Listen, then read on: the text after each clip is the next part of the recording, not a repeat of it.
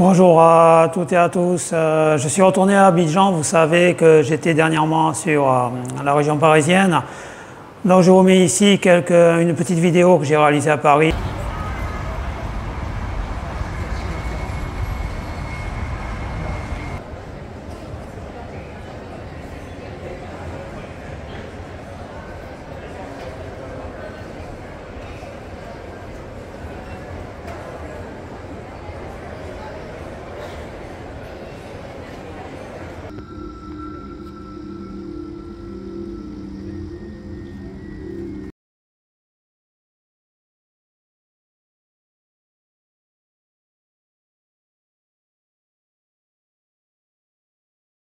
Je ne sais pas si vous avez vu dernièrement, c'était dimanche dernier, l'émission de Courbet. Il y avait une partie qui était destinée aux arnaques liées au cancer, notamment avec des naturopathes qui préconisent certains régimes. Donc je vous invite à la voir. Et je ne sais pas si vous avez aussi entendu parler de l'arrestation d'un naturopathe également qui faisait payer des stages de jeûne. Lors de ces périodes de jeûne, plusieurs personnes étaient décédées. Aujourd'hui, on va parler un petit peu de comment gérer le traitement, la radiothérapie, notamment l'hormonothérapie. Je vais vous faire un résumé très succinct. On va parler de la discipline, de ce qu'est la vérité, de ce que sont les choses, comment se soigner sans paniquer, comment savoir gérer le stress. Mais la vidéo, le cœur de la vidéo, ça portera principalement sur la discipline. Vous savez qu'en Chine, on adore parler du yin et du yang, c'est-à-dire à chaque partie douce, il y a une partie dure et vice-versa. Dans une partie facile, il y a une partie difficile, dans une partie difficile, il y a une partie facile, et ça aussi, il y a un phénomène oscillatoire autour de ces deux choses-là. Donc je vais vous expliquer d'une certaine façon en disant il ne faut pas pousser, il ne faut pas tirer. Donc, c'est-à-dire, où je vais en venir exactement. Vous prenez par exemple un collier, vous le mettez, ou un pendule, vous le mettez à un point fixe. Bon, là, j'en ai pas, mais vous pourrez très bien imaginer, là, j'ai une tige d'acier, vous le mettez autour d'un point. Voilà. Imaginez que c'est relié là. Si je tire vers moi, ça va revenir vers là. Si je pousse vers là, ça va revenir vers moi. D'accord? Si je tire, ça part. Ça fait un mouvement oscillatoire. Imaginez qu'il est suspendu par un câble. D'accord? Donc, si vous voulez à tout prix obtenir quelque chose, vous le tirez. Au bout d'un moment, vous aurez l'effet inverse. Ça va fuir, la chose va fuir. Si vous repoussez quelque chose dont vous ne voulez pas, par exemple, vous êtes hypochondriaque, vous avez une peur absolue de la maladie, vous repoussez la maladie va venir vers vous. Ne pas pousser, ne pas tirer, c'est un concept. D'accord? Donc, ce concept amène au concept de la neutralité. Il faut essayer, s'entraîner à rester neutre en tout. Neutre pour les événements positifs, neutre pour les événements négatifs. Alors pour s'entraîner, il faut s'entraîner sur les événements positifs.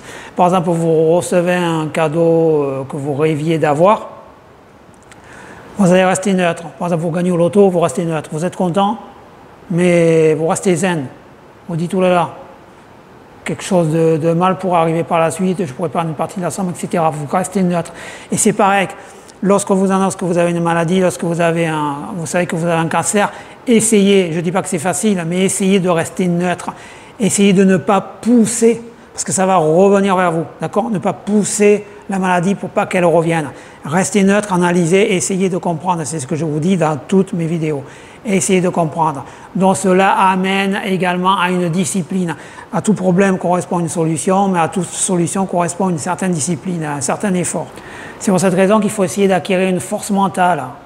Par exemple, vous remarquerez à l'armée, tous les jours, tous les matins, les militaires font leur lit. Ils s'imposent cette discipline mentale.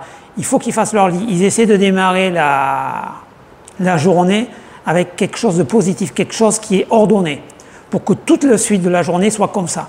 Discipline, discipline, discipline. Ordre. Donc, je vais vous détailler l'ordre que vous devez vous infliger pour la radiothérapie, pour l'hormonothérapie, puisque je sais que certains d'entre vous sont inquiets, vous m'écrivez, vous me dites que vous commencez vos séances et vous avez peur. Bon, je vais vous expliquer ce que personnellement j'ai fait. Attention, ce n'est que mon expérience, vous n'êtes pas obligé de copier. Mais comme certains m'ont demandé d'expliquer, je vais le faire. Premièrement, je m'inscrivais aux premières séances de radiothérapie le matin. Ça commençait à 8h15, 8h15. À 6h30, je me levais, j'ai préparé mon corps. Il faut absolument avoir la vessie pleine et le rectum vide. C'est indispensable pour que les rayons ne touchent pas d'autres organes, d'accord? Pour que ça cible uniquement la partie où il y a la tumeur cancéreuse sur la prostate et que ça n'aille pas cibler la vessie ou les intestins ou je ne sais quoi. Donc vous préparez votre corps. Deuxièmement, je prenais un café sans sucre uniquement. Ensuite, je prenais la voiture, j'allais là-bas, je subissais les rayons. Alors, au début, j'allais ensuite directement au sport, d'accord, 1h30 de sport. Footing, vélo, footing tapis, vélo, cours de RPM, musculation ou stretching. Je mixais un peu tout, je touche un peu à tous les sports. Je ne suis pas spécialement ancré sur un sport ou arts martiaux ou sac de frappe, etc. Alors, par la suite, j'en avais déjà parlé au bout de la 30e semaine, au bout de la 30e séance. J'avais des effets secondaires, donc bon, j'avais énormément de diarrhée, je ne vais pas détailler, et puis vous avez des diarrhées sanguinolentes, hein, il faut appeler un chat. Moi je vous le dis, commencez pas à paniquer, hein, vous êtes brûlé, voilà.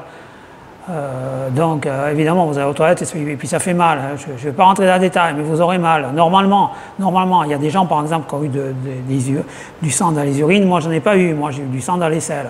J'ai le rectum brûlé par les rayons, je parle franc. Donc j'allais chez moi, j'avais des diarrhées énormes, je restais une demi-heure aux toilettes, je reprenais une douche et j'allais au sport après. Voilà mes journées, type radiothérapie, enfin la matinée. Ensuite, ce que je faisais, j'arrivais chez moi, il était 13h, je prenais un repas, un bon repas, puisque je n'avais pas pris de petit déjeuner le matin, d'accord, un repas sain. Vous consommez les aliments que le médecin vous donne, enfin vous préconise de consommer. Et l'après-midi, je faisais 2 heures de sieste. Ensuite, lorsque je me levais, je regardais des vidéos, je regardais des séries de Game of Thrones, par exemple, puisque j'adore cette série, j'adore les acteurs. Et puis je regardais des vidéos YouTube pour positiver, pour essayer de me forger un mental assez sain, assez fort. Et puis je consultais mes mails. Les gens m'écrivaient au début, à la fin ils ne m'écrivaient plus. Donc je n'avais plus rien à consulter, c'était réglé. Voilà. Et pour l'hormonothérapie, il n'y a rien à faire, hein. Vous subissez, on vous fait une piqûre au niveau du côté du ventre, et puis voilà, vous n'avez rien d'autre à faire, hein. Ce qu'il faut surtout, j'en ai déjà parlé, ne laissez pas votre esprit divaguer dans tous les sens. Ça, c'est très, très important. Vous allez avoir tout un tas de parasites qui sont là pour vous détruire de façon directe ou indirecte. C'est-à-dire, ça peut être une forme de parasitage qui n'est pas vécu par la personne qui vous donne le message comme quelque chose de négatif. Ça peut être une personne, moi j'en ai eu des gens qui sont honnêtes envers vous, qui essaient de vous donner des astuces. Ah, tu devrais voir tel site, tu devrais voir telle personne, tu devrais voir telle chaîne. En fait, vous vous rendez compte que c'est totalement bidon parce que la personne, elle ne sait pas, elle n'a pas fait sa petite enquête, elle ne connaît rien. Donc, ayez les idées claires. C'est la chose la plus importante. Surtout, renseignez-vous et surtout, n'écoutez pas les bonimenteurs. J'avais dit que je n'en parlerai plus, mais finalement, j'ai décidé d'en parler parce que j'ai laissé un message sur la chaîne d'une autre personne qui a le cancer et dont je suis abonné. Et plusieurs autres personnes m'ont répondu. Ça m'a fait un petit peu sourire, quoi. Il y en a un qui m'a dit, parce que je critiquais en fait certains miraculés, moi j'appelle ça les miraculés du cancer, les gens qui disent qu'ils ont survécu de façon miraculeuse, qui sont des bonimenteurs. Et donc il y en avait un qui me rétorquait, oui, je sais bien que tu ne crois pas en cette personne, mais pourquoi je vais croire en inconnu? C'est qui ce gars? Pourquoi je vais croire? Je veux dire, le mec il raconte n'importe quoi. J'ai fait ma petite enquête sur ce gars. C'est un gars, il fait des vidéos tous les jours sur YouTube, tous les jours sur le cancer. C'est bon, quoi. Tout ça pour vendre des bouquins à la FNAC. J'ai vu son livre à la FNAC, d'accord? Il est vendu à un prix relativement élevé, je dirais. Il gagne de l'argent avec YouTube. Et puis, il répand une parole totalement folklorique. Alors moi, j'ai déjà résumé sur ce gars-là. Je vais bien en parler cette fois. C'est un gars, il a eu une orchidectomie, c'est-à-dire qu'il a eu l'ablation des testicules. Essayez de comprendre, parce que visiblement, il y a des gens qui ne comprennent pas tout ce qui est un petit peu scientifique. Plus de testicules, plus de testostérone. D'accord? On n'a pas dit, on n'a jamais dit que la testostérone donnait le cancer. Personne n'a jamais dit. Aucun médecin ne l'a jamais dit. S'il y a des gens qui ne comprennent rien, qui mélangent tout, ce n'est pas mon problème. On a juste dit, et ça a été prouvé de façon scientifique et de façon médicale, que le cancer de la prostate se nourrit de la testostérone. Donc moi j'ai posé la question à mon neurologue, je lui ai dit si je suis plus en rémission, qu'est-ce qui va se passer? Il m'a répondu ceci, il m'a dit tu n'as plus droit au rayon, tu as eu la dose maximale qu'un humain peut encaisser. Donc je n'aurai plus droit au rayon, j'aurai droit à l'hormonothérapie, c'est-à-dire il m'a dit tu auras droit à 3 mois d'hormonothérapie, 3 mois sans rien, 3 mois d'hormonothérapie, 3 mois sans rien. Pour quelle raison? Parce qu'au bout de 3 ans d'hormonothérapie, la testostérone ne reviendra plus jamais. Donc pour ne pas me détruire ce cycle qui fournit la testostérone, on va agir 3 mois avec hormonothérapie, 3 mois sans. 3 mois avec, 3 mois sans. J'ai dit, écoutez bien, parce qu'il y a des gens qui mélangent tout et n'importe quoi, j'ai dit si un jour je ne suis plus en rémission. J'essaie de parler de la façon la plus claire possible parce qu'il y a beaucoup de gens qui mélangent tout et n'importe quoi et ça finit par m'agacer. Voilà. Donc, alors je répète, pourquoi ce cycle 3 mois, 3 mois, 3 mois? Premièrement, pour que mon corps continue à produire de la testostérone. Alors vous allez me dire dans quel but? Peut-être pour une nouvelle rémission, c'est-à-dire le fait de bloquer la testostérone. Au début, moi, on l'a bloqué pendant 18 mois. 18 mois, ça a tué le cancer. Ça, plus les rayons, ça a tué normalement le cancer. En tout cas, je suis en rémission depuis. On l'a affamé, plus de testostérone, et on l'a tué au rayon. Voilà, c'est aussi bête que ça. Et donc, le gars dont je vous parle, qui a eu une orchidectomie, il n'a plus de testostérone à vie. Donc son cancer est totalement bloqué. Alors, il peut se propager, mais tout doucement, tout doucement, tout doucement. La probabilité qu'il meure d'autres maladies est beaucoup plus élevée. C'est-à-dire, en bloquant la testostérone, même en la bloquant 3 mois sur 6, on peut reculer l'évolution du cancer sur 20 ans. Quelqu'un qui a 60 ans, il va tenir comme ça jusqu'à 80, et puis il y a de grandes chances qu'il soit mort avant. Voilà, c'est ça le but en fait. J'espère que ça, vous l'avez bien compris. Et ce gars-là, lui, tous les médecins lui ont dit d'ailleurs, j'ai bien enquêté, hein. Il fait une vidéo par jour, il en a fait plus de 1000, je crois. Vous ne pouvez pas toutes les voir, c'est évident, il noie le poisson. Mais pour lui, ce n'est pas lié à ça. Alors que tous les médecins lui disent, ta rémission, c'est lié à l'orchidectomie. Voilà. Il n'y a pas de miracle. Alors il y a un gars, il m'a dit, oui, mais tu ne crois pas à ce type-là? Non, je ne le crois pas. Et alors j'ai un cerveau, j'utilise mes neurones. Pourquoi je le croirais? C'est qui lui? C'est Dieu, c'est un prophète. Pourquoi j'irais croire ce gars que je ne connais pas déjà? Et deuxièmement, alors il y a toute une légende, le mec qui se bâtit une légende autour. Il y en a un, il m'a dit, ce gars-là a eu 3 cancers. Comment ça, 3 cancers? Je ne crois même pas que lui ait osé dire ça. Mais pour les gens, il a eu 3 cancers. Ah oui, alors le jeune l'a guéri de Parkinson, de ses 3 cancers. Ça l'a guéri d'Alzheimer, ça lui a même fait repousser les cheveux à 70 ans. Non, mais c'est pour ça que j'ai dit je finirai, je vais arrêter totalement de parler de ces gens parce que ça m'use. Je ne comprends pas comment des gens peuvent être aussi naïfs, comment on peut être aussi feignant dans sa vie à vouloir guérir du cancer en jeûnant. Depuis quand on arrive à un résultat dans la vie en foutant rien? Depuis quand? Et sur YouTube, c'est à la mode. Hein. Devenez trader en 3 jours. Oui, à la limite, si vous aimez jouer au poker, oui, vous pouvez apprendre les règles du trading en 3 jours. Hein. Ça, je suis d'accord, vous pouvez apprendre les règles du trading en 3 jours, il n'y a pas de souci. Acheter et vendre, on vous montre les plateformes des brokers, c'est très facile, hein, d'ailleurs. Mais gagner de l'argent avec ça, moi, je vous mets au défi. Hein. Vous ne gagnerez jamais. Vous ne gagnerez pas. Pourquoi? Parce que vous n'avez pas un dépôt assez important. Pour espérer gagner 3 à 4% par an, il vous faudrait des milliards. Voilà. Et les gérer en étant stressé du matin au soir. C'est ce que font les fonds de pension d'ailleurs. Les fonds de pension américains, vous pouvez regarder le fonds de pension américain qui dégage 10% une année, c'est le record. Hein. 10% sur vos 10 000 euros, ça ne fait rien du tout. Hein. Moi, je vous conseille de mettre l'argent sur votre livret A. Maintenant, il y a 3%, ça vous rapportera peut-être moins, mais vous dormirez tranquille sur les 2 oreilles. Au moins, vous ne perdez pas tout votre dépôt. Et c'est pareil pour tout. comment devenir milliardaire en dormant, alors il y a aussi des coachs séduction, hein, comment draguer toutes les belles femmes sans effort.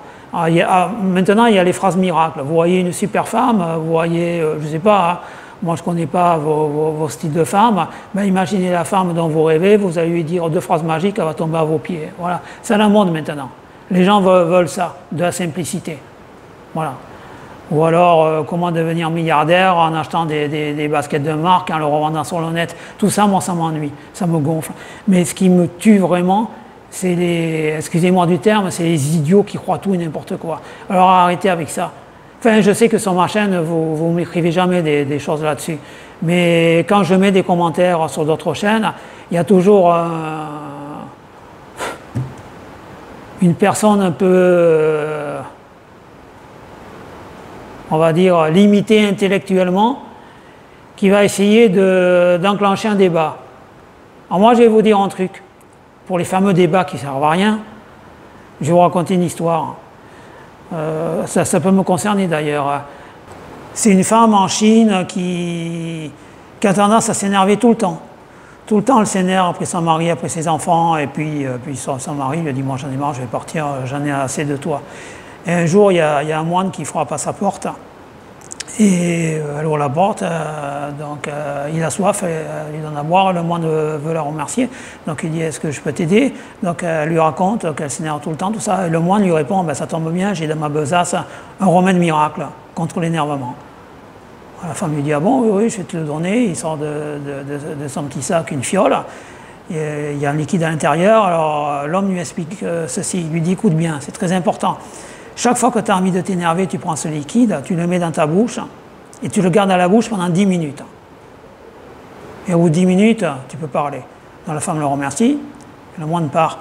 Et le soir, elle commence à s'énerver encore pour X raisons, elle prend le liquide, elle le met dans la bouche, elle garde 10 minutes et puis hop, miraculeusement, elle n'a plus envie de s'énerver. Donc elle essaie de retrouver le moine, elle va au monastère, elle le retrouve, elle dit voilà, je voudrais te remercier pour ton remède miracle, je voudrais savoir ce qu'il y a à l'intérieur de la fiole. Et le gars lui dit dans la fiole il y a de l'eau. Il dit comment ça il y a de l'eau, c'est pas un médicament? Et il lui dit le médicament ça s'appelle le silence.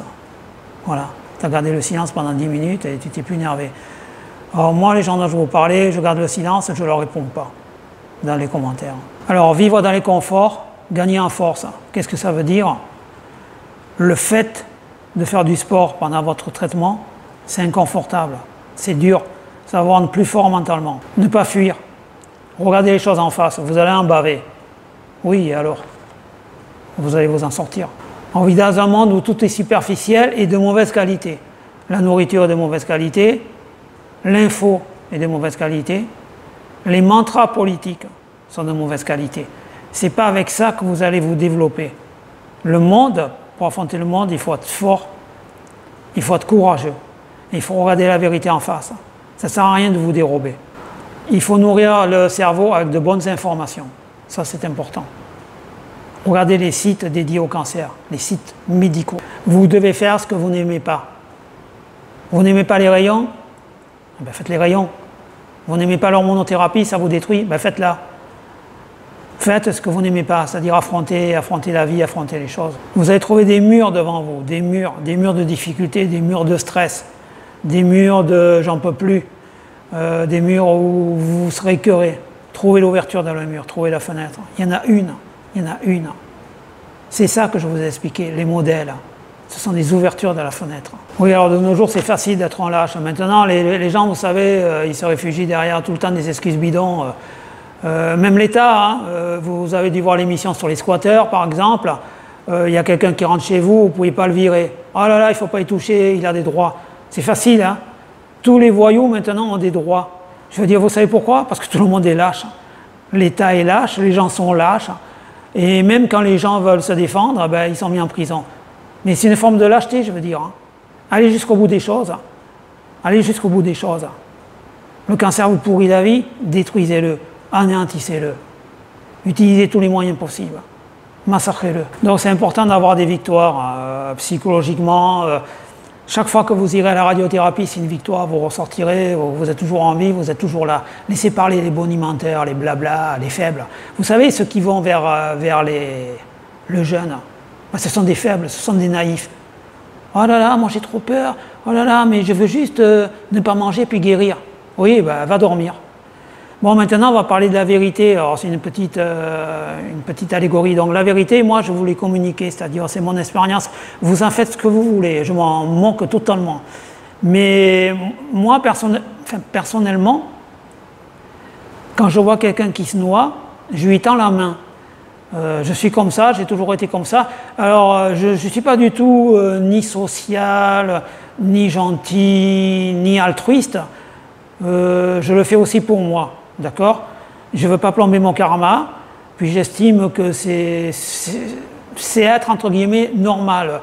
L'humain est reptilien, c'est un animal. Moi, j'ai observé, j'ai vu des vidéos où il y avait des animaux qui s'entraidaient. C'est reptilien, je veux dire, si vous êtes normalement constitué, vous agissez comme ça.